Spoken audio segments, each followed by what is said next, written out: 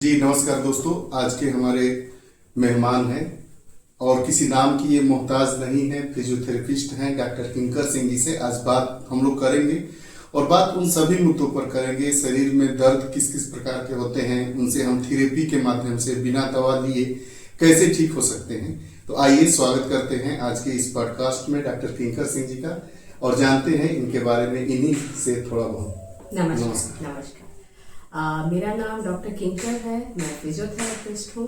अभी मेरा जो क्लिनिक है वो शांति हॉस्पिटल तिखमपुर के जस्ट सामने चल रहा है और बस पेशेंट आ रहे हैं और मेरा उद्देश्य है उनको ठीक करना, स्वस्थ रखना।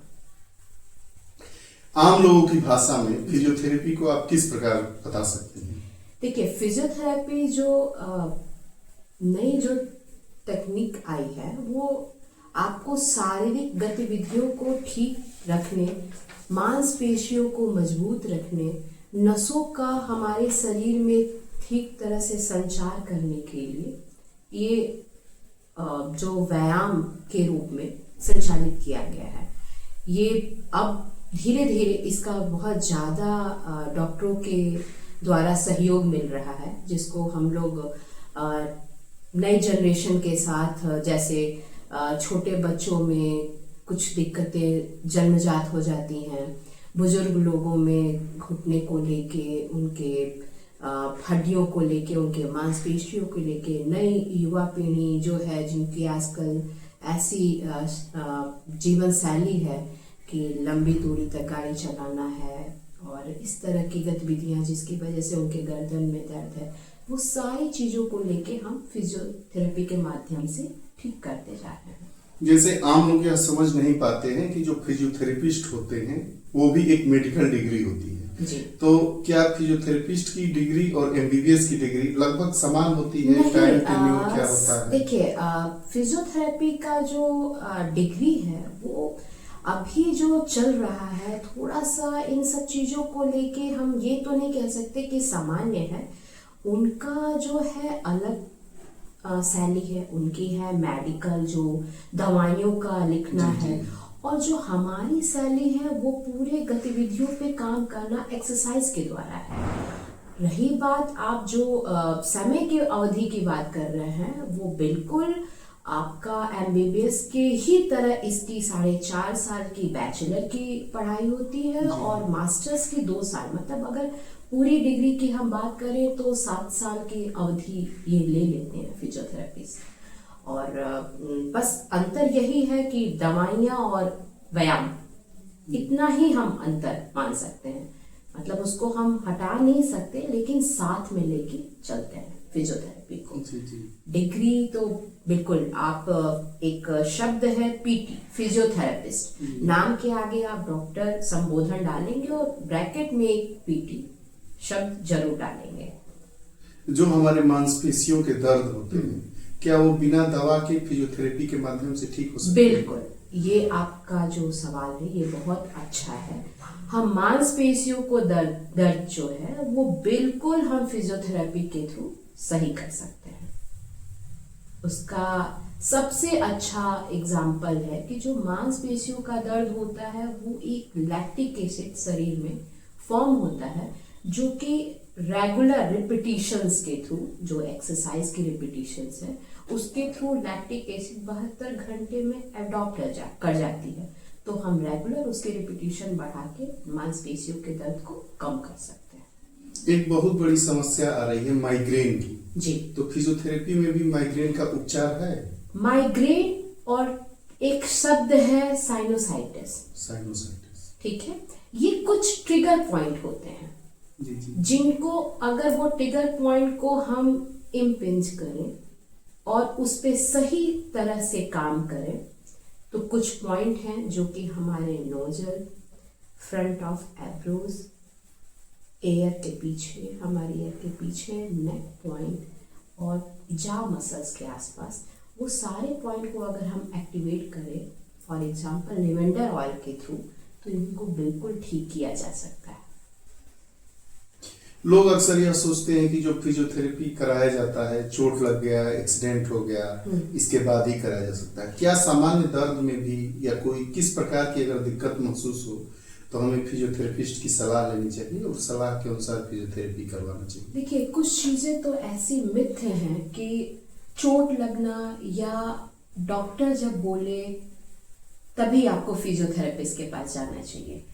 जैसे मैंने पहले बताया कि सारी गतिविधियों को सुचारू रूप से चलाने के लिए, और फिजियोथेरेपी जो कि आम भाषा में आपने पूछा था, रिहैबिलिटेशन एक शब्द है, रिहैबिलिटेट, असामान्य से सामान्य।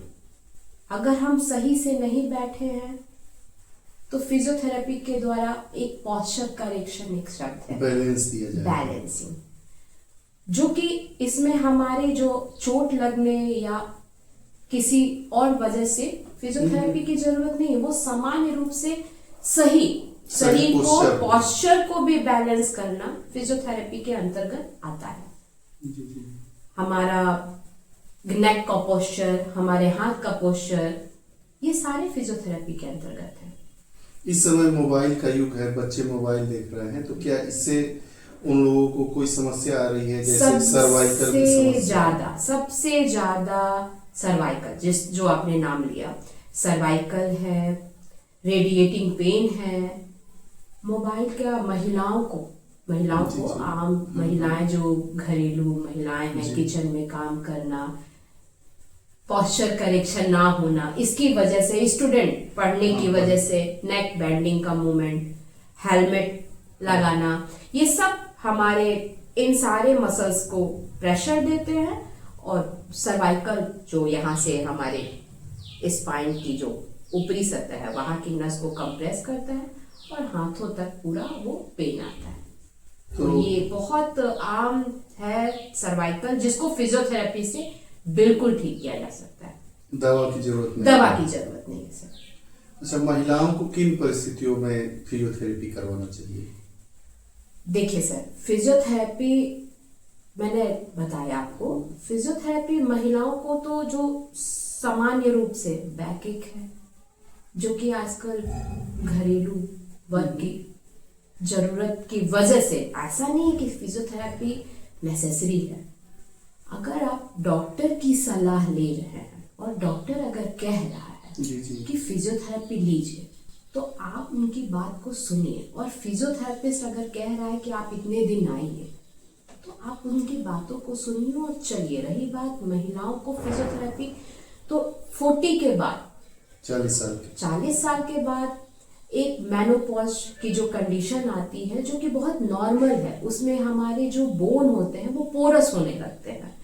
तो सामान्य रूप से आपके घुटने में दर्द, आपके कमर में दर्द, आपके मसल्स वीकनेस, तो ये एक सेशन वीक में चलते रहना चाहिए, ताकि आप अवेयर रहें कौन सी एक्सरसाइज करनी है, कौन सी नहीं करनी है, ये सारी चीजें।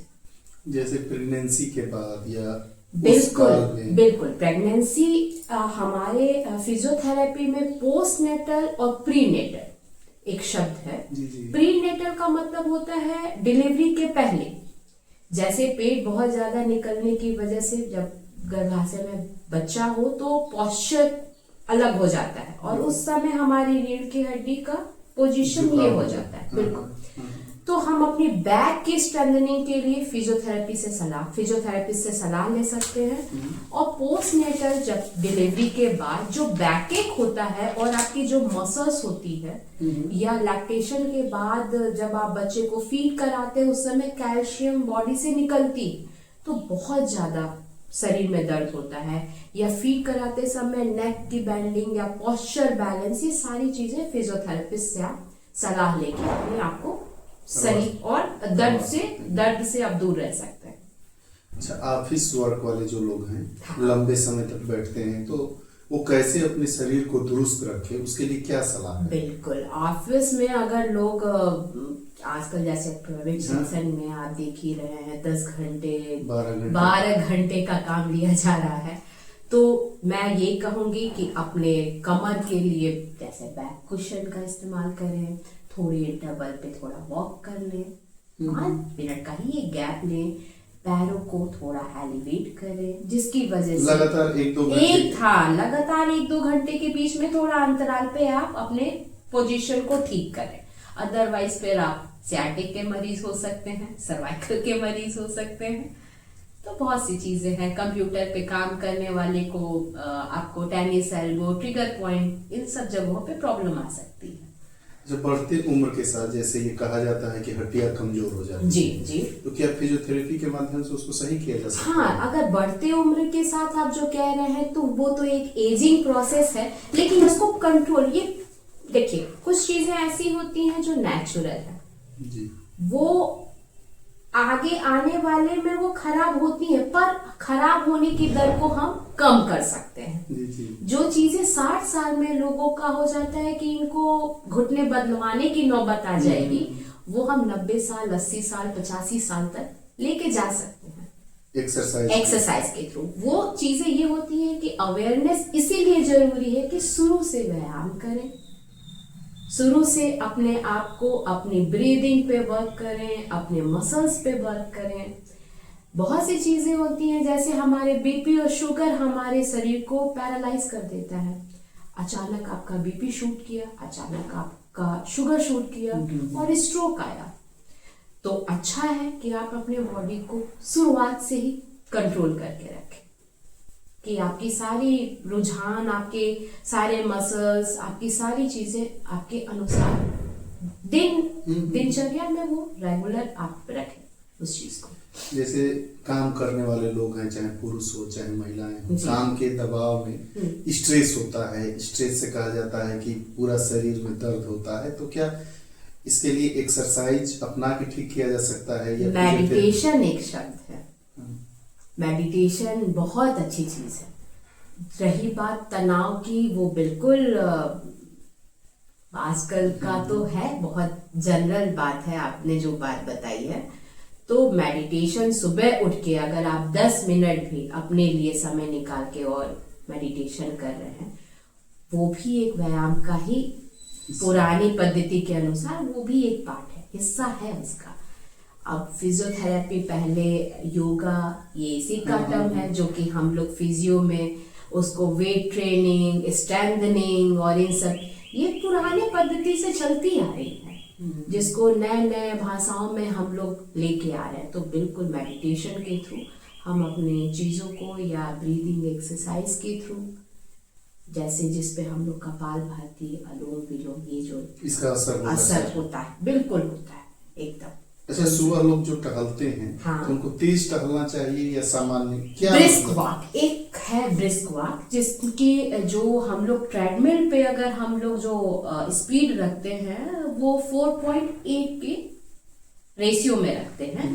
वो ना आपके दौड़ने की गतिविधि होती है, ना वो चलने की गतिविधि, मतलब 1 घंटे में 4.8 किलोमीटर की रफ्तार से वो ब्रिस्क वॉक का शब्द जो है वो इसीलिए होता है, वो आप उसमें सामने वाले से बात भी नहीं कर सकते हैं और आपकी स्पीड इतनी रहती है कि बस आप दौड़ने की गतिविधि से पीछे रहते हैं। वो सबसे अच्छी स्पीड होती है किसी भी उम्र के लोग, किसी भी उम्र के लोगों के लिए। ये आपको 50 साल की उम्र की भी, अब यहाँ तो नहीं, बाहर शहरों में तो हर एक एरिया में बुजुर्गों के लिए पार्क बने हुए हैं, वहां आप सुबह देखिए 60 साल के भी बुजुर्ग आपको ब्रिस्क वॉक शूज पहन के, ट्रैक शूज पहन के, बहुत अच्छा लगता है मुझे देख के कि जिंदगी वो जी रहे हैं।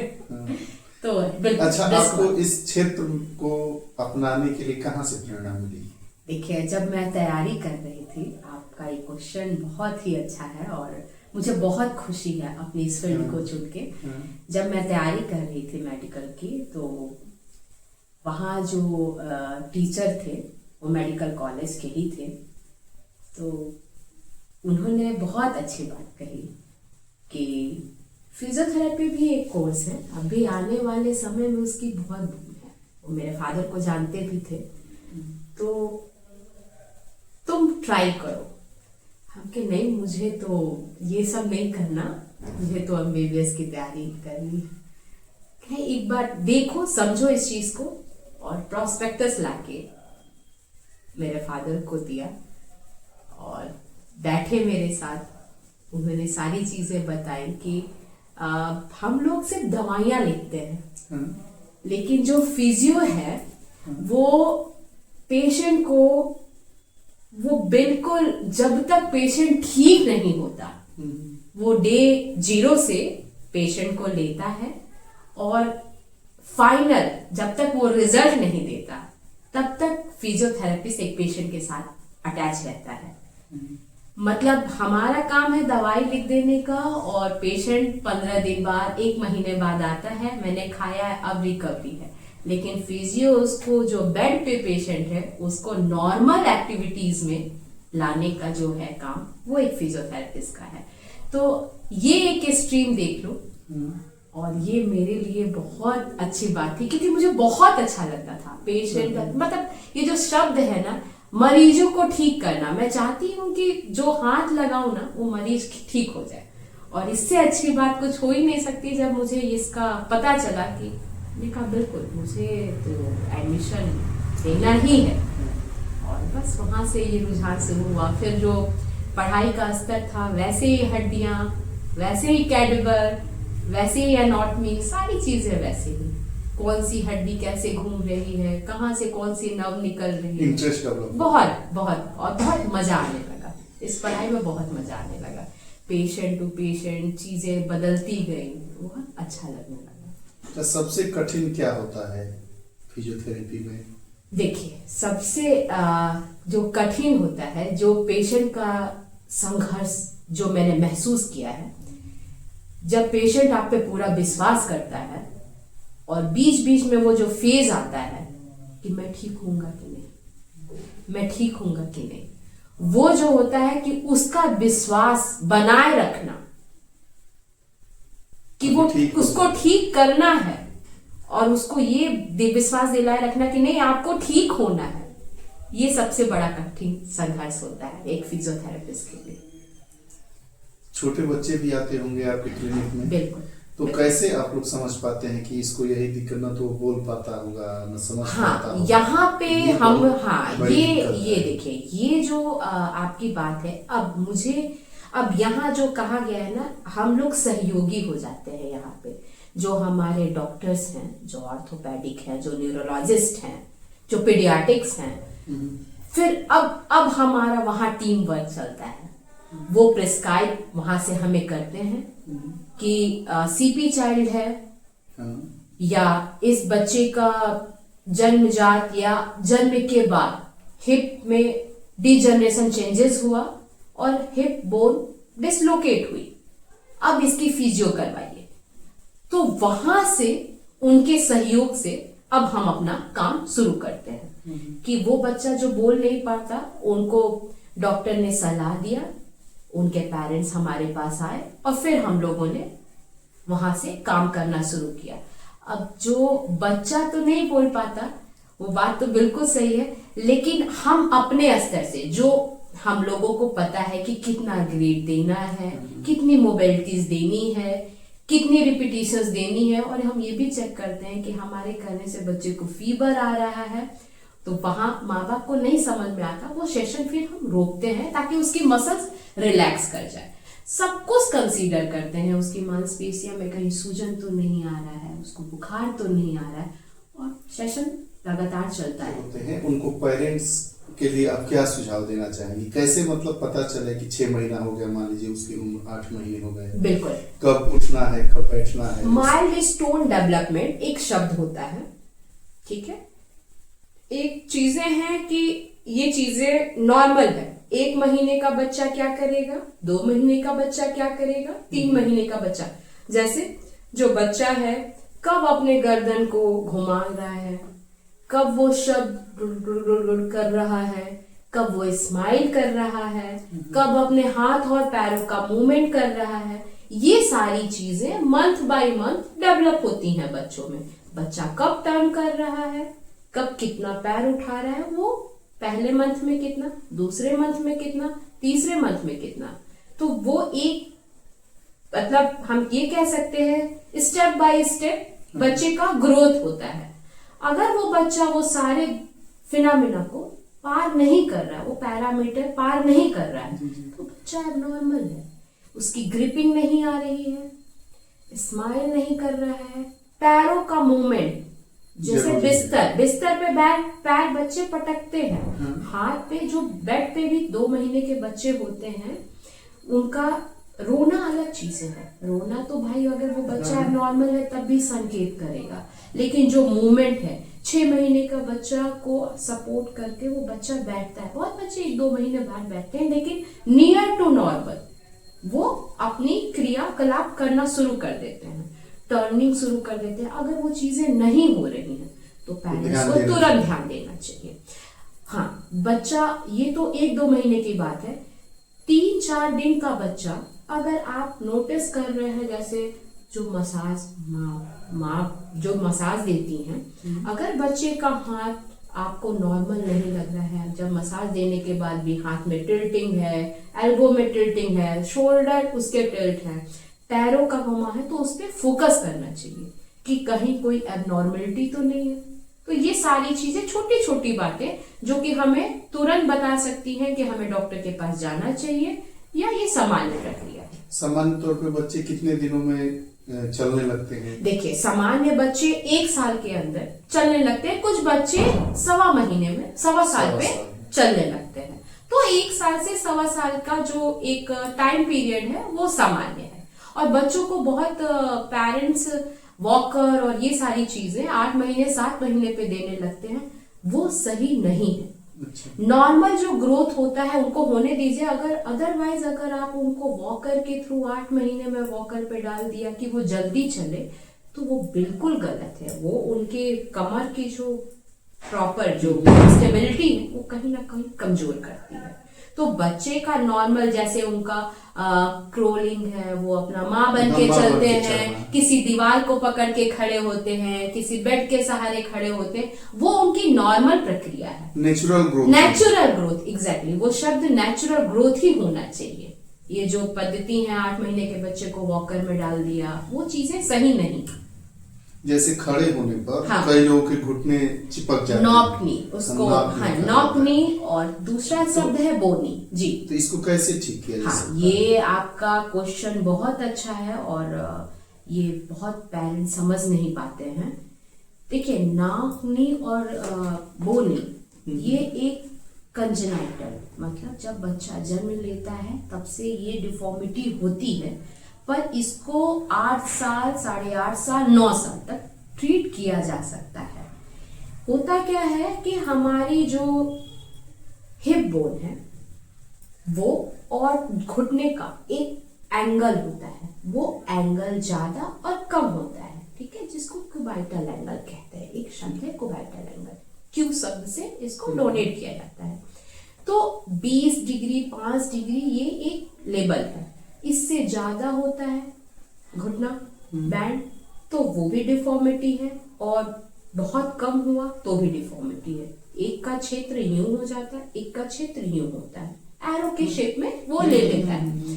तो अच्छी ध्यान है कि जो शुरुआत में माँ बाप जो मसाज देते हैं, वो सबसे अच्छी प्रक्रिया है कि हम जो मसाज के थ्रू उस लेवल, क्योंकि बहुत छोटे बच्चे होते हैं, उनकी हड्डियां बहुत फ्लेक्सिबल होती हैं, वो किधर भी टिल्ट हो सकती हैं, तो मसाज सबसे अच्छा, पहला जो कहते हैं माँ एक टीचर होती है, तो वो सबसे अच्छा उनका टीचर है जो कि वो उनको ठीक कर सकता है। दूसरा, अगर आपको नहीं समझ में आता है, बच्चा 3 साल का हो गया, तो जो चलने का पैटर्न है वो दोनों पैर आपस में चिपकेंगे। अच्छा। जो नी है वो आपस में चिपकेंगे, तो जो एंकल है वो दूर दूर जाएंगे। तो चलने से बच्चे का पता है, 3 साल का बच्चा बहुत आराम से दौड़ता है और घूमता है, खेलता है, वो बिल्कुल आपको दिख जाएगा। तो अगर आपको लगता है कि नहीं अभी ये गलत हो रहा है, तो तुरंत आप फिजियोस के पास जाइए, आप अपनी एक्सरसाइज सेशन कीजिए। के लिए किस प्रकार की फिजियोथेरेपी की आप सलाह देना चाहिए? हाँ, ये ठीक है आपका। बुजुर्ग लोगों में देखिए स्ट्रेंथ की कमी होती है, ताकत की कमी होती है। 60 साल बाद, 50 साल बाद या हर 10 साल के डिकेड पे हमारी मसल्स जो होती हैं वो झूलती हैं। आप देखते होंगे मसल्स बुजुर्गों का झूल जाता है, इसका मतलब उनकी स्ट्रेंथ कम है। नॉर्मल प्रक्रिया से वो 5-5, 10-10 बार अपने पैर को, थोड़ा कमर को, थोड़ा हाथ को हिलाएं, ये बहुत है। और अपना दिनचर्या जो उनका है वो अपना गतिविधि करते रहें, एक जगह पे ना बैठे, उसी बहाने थोड़ा चलते फिरते रहें, जिसकी वजह से वो सुचारू रूप से उनकी मांसपेशियां चलती रहेंगी। अच्छा, फिजियोथेरेपी करवाने से हाँ। क्या नींद भी अच्छी लगती है? बिल्कुल, एकदम। अगर बॉडी रिलैक्स होगी तो कहीं ना कहीं वो आपके पूरे शरीर के हार्मोन को बैलेंस करेगी। ठीक है, आप दर्द रहित रहेंगे तो नींद अच्छी आनी है। जो प्लेयर्स होते हैं, खिलाड़ी जी, और जो सामान्य लोग होते हैं, दोनों लोग जब दर्द महसूस करते हैं तो दोनों लोग क्या फिजियोथेरेपी की प्रक्रिया अलग होती है कि एक ही जैसी होती है? अगर देखिए, प्लेयर्स के भी वही शारीरिक संरचना है जो एक सामान्य की है। हाँ, कुछ जगह जैसे उनकी स्पोर्ट्स इंजरी होती है, अच्छा, तो स्पोर्ट्स इंजरी होती है तो कुछ टेक्निक अलग होगी। जैसे पहले उनको रिहेबिलिट किया जाएगा क्योंकि उनको मसल्स को जल्दी ट्रेन करना है। सामान्य प्रक्रिया में वो दर्द, अगर काफ में दर्द हो रहा है, उनके काफ की जो दर्द है वो सामान्य, वो स्ट्रेचिंग लेके, उनको पता है स्ट्रेचिंग लेके वो नॉर्मल हो जाएंगे। लेकिन उनका काफ का दर्द इस तरह का दर्द नहीं होता जो कि एक सामान्य लोगों का दर्द होता है, क्योंकि सामान्य लोग का नॉर्मल गतिविधियों की वजह से दर्द आ रहा है। तो उनका है कि बस कुछ नहीं, आप वहां पे एक स्टिमुलेशन भी आप दे देते हैं तो उनका पेन रिलीफ हो जाएगा, एक हीट भी दे देंगे तो रिलीफ हो जाएगा। लेकिन उनका मसल्स ऑलरेडी ट्रेंड है, ऑलरेडी उनका वो प्रक्रिया चलती जा रही है, तो उनके पे थोड़ा ज्यादा वर्क करना पड़ता है। पैरालाइज के जो मरीज होते हैं, हाँ, उनके लिए फिजियोथेरेपी बेहतर होता है।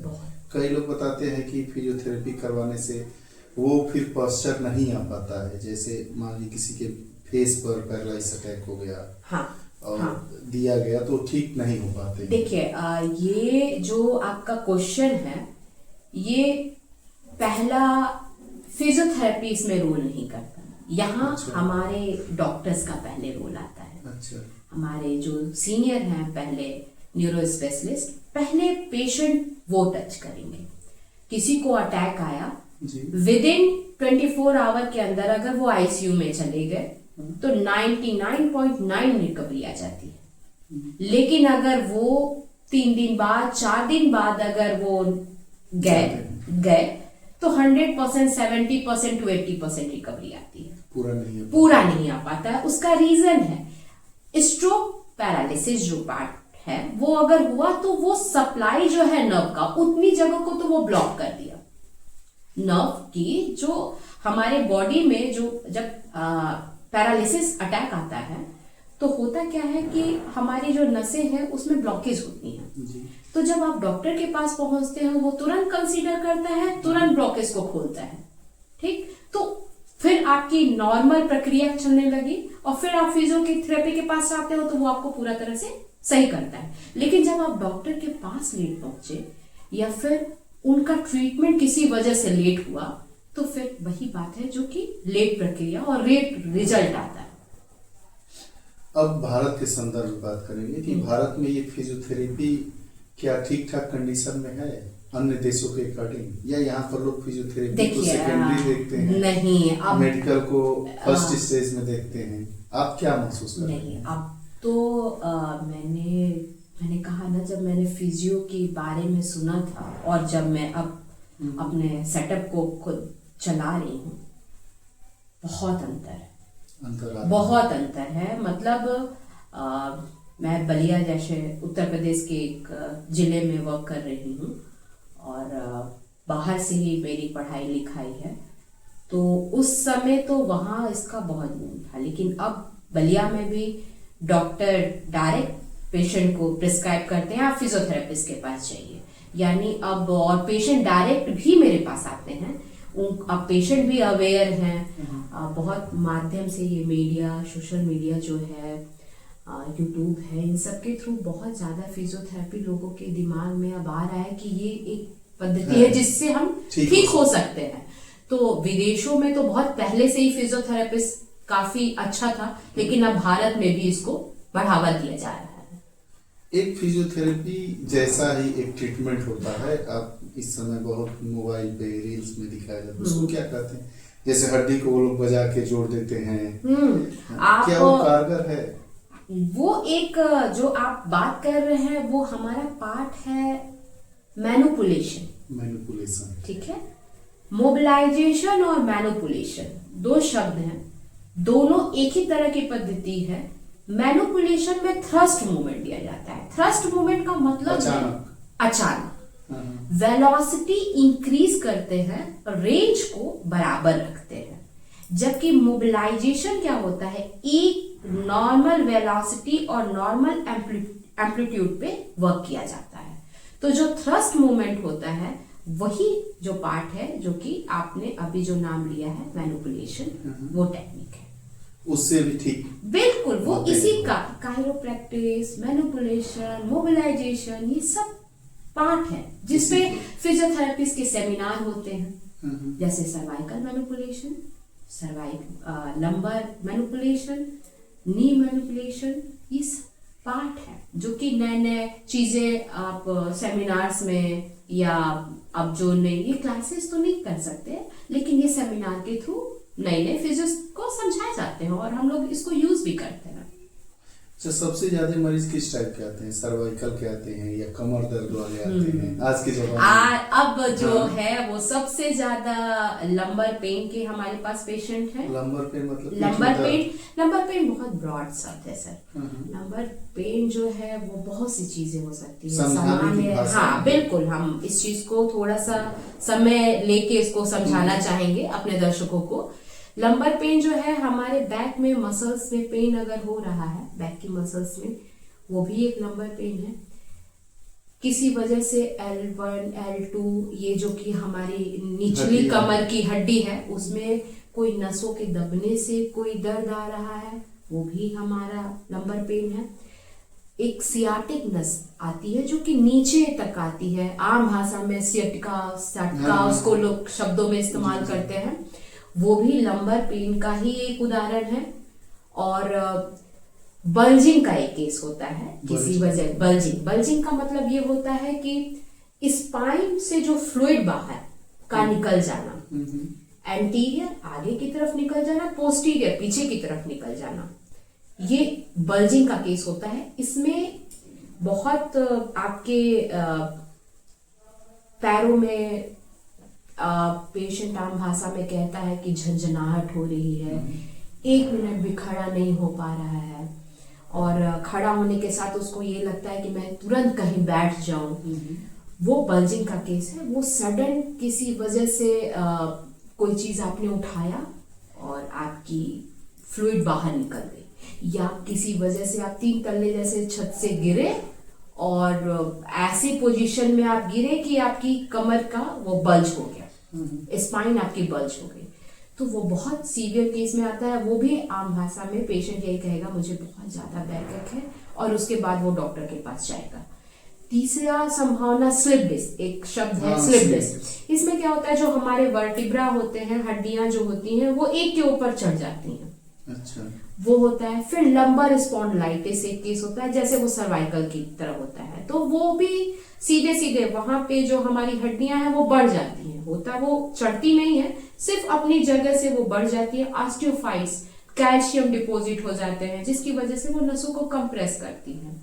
तो वो ये सारी जो चीजें हैं वो एक सामान्य भाषा में लंबर पेन में आता है। तो पेशेंट आपके पास यही कह के आता है लंबर पेन, आप देखेंगे कि वो क्या है, आपको जरूरत होगी तो आप उनको डॉक्टर के पास भेजेंगे, उसके हिसाब से उनकी MRI एक्सरे होगी, फिर आप उनको अपना सेशन दोगे। फिजियोथेरेपी के लिए बहुत सारे मिथ हैं जी, तो आप उसको किस प्रकार से समझती हैं, और दर्शकों को आप बताइए कि फिजियोथेरेपी एक मिथ नहीं है। जैसे कई लोग कहते हैं कि फिजियोथेरेपी करवाएंगे तो आदत पड़ जाएगी, हाँ, फिर छोड़ेंगे, 2-4-10 दिनों बाद फिर आना पड़ेगा। बिल्कुल, बिल्कुल। ये आम अवधारणा है जो हमारे समाज में हम देख रहे हैं, ये तो इसको थोड़ा सा स्पष्ट कीजिए। ये देखिए, जो अभी थोड़ी देर पहले मैंने एक शब्द लिया मैनिपुलेशन, मोबिलाइजेशन की जो पद्धति है वो रेंज को मोबिलाइज करना होता है। हमारी हड्डियां जो ज्वाइंट हैं उनको मोबिलाइज करना ताकि उनकी फ्लेक्सिबिलिटी बढ़े और रेंज ऑफ मोशन मतलब जो गतिविधि है वो बढ़ जाए। पेन नहीं होगा तो उसको लोग जो मिथ की बात है उसको लोग मसाज एज यूजुअल मसाज से जोड़ते हैं, जो कि बहुत गलत है। फिजियोथेरेपी ऐसी कोई चीज नहीं है जिसकी आदत बन जाएगी। ये सिर्फ आपको दर्द से रहित करने का एक उपचार है, आपकी मांसपेशियों को स्ट्रॉन्ग करने का तरीका है। और आपको आदत कैसे पड़ेगी सर? ये चीजें हैं कि आप सीखें और फिर उसको अपनी दिनचर्या में अप्लाई करें, शामिल करें, तो आदत बनने का तो कोई सवाल ही नहीं है। एक अच्छे फिजियोथेरेपिस्ट में कौन कौन से सामान्य गुण होने चाहिए? पेशेंट को संतुष्ट करना, जो दर्शक हमारे संतुष्ट देख करना, रहे होंगे, जी जी, उसमें कई लोग ऐसे भी होंगे हाँ, जो आपकी बातों को समझकर वो भी इस क्षेत्र में आना चाहते बिल्कुल होंगे। एकदम। हाँ, तो इस क्षेत्र में आने के लिए उनको क्या करना चाहिए? क्या इसमें स्कोप है? हाँ, ये थोड़ा इसके बारे में बिल्कुल बताइए। फिजियोथेरेपी जैसे एमबीबीएस के लिए नीट का एग्जाम क्वालिफाई करना होता है, उसी तरह सामान्य रूप से फिजियोथेरेपिस्ट के लिए भी नीट के थ्रू हम गवर्नमेंट कॉलेज में सीटें होती हैं, वो आपको वहाँ से मिलेगी। निजी जो हॉस्पिटल्स हैं वो भी डायरेक्ट एडमिशन्स लेते हैं। 12th में आपका साइंस बैकग्राउंड होना चाहिए। आपका जो सब्जेक्ट है वही जो सामान्य फिजिक्स, केमिस्ट्री, बायोलॉजी, ये सारे सब्जेक्ट होने चाहिए 12th के बाद। जो अवधि है वो आपका 4.5 साल का बैचलर कोर्स है। डिग्री लेते लेते वो 5 साल की हो जाती है। और मास्टर जो कि आप स्पेशलाइजेशन करते हैं किसी भी क्षेत्र में, कार्डियो से करें, न्यूनेटल से करें, गायनी से करें, आप न्यूरो से करें, पीडियाट्रिक से करें, जिस भी क्षेत्र में, स्पोर्ट्स से करें, वो आपकी 2 साल की डिग्री होती है, जो कि हाँ 7 साल आपको। और जो भी आप जो अच्छा, बहुत ही अच्छा स्कोप है इसका, कैरियर अपॉर्चुनिटी है। बिल्कुल बिल्कुल एकदम। आप मतलब बहुत मजा आता है, पेशेंट को ट्रीट करने में बहुत अच्छा लगता है। पेशेंट की जो चेहरे पे स्माइल है, जैसे अभी सर के चेहरे पे स्माइल है, वैसा ही ठीक पेशेंट के चेहरे पे आती है जब वो ठीक होता है और आपसे कहता है कि मैं पहले कैसा था और मुझे अब बहुत अच्छा लग रहा है। वो उससे ज्यादा खुशी आपको होती है। पढ़ाई के वक्त की कुछ ऐसी बातें जो आपके जीवन में हरदम याद आती रहती है? हाँ, मैं हड्डियों को बगल में लेके सोती थी। अच्छा। वो मुझे बहुत अच्छी तरह से याद है। मैं मुझे याद है कि मैं इशू करवाती थी हड्डियाँ और हॉस्टल में, और हड्डियों को लेके आती थी और फिर सारी की सारी किताब खोलती थी और तकिए के बगल में रात को, बल्कि मेरे जो रूममेट्स कहते थे अरे यार तुम ये हड्डियों को पता नहीं क्यों लेके सोती हो।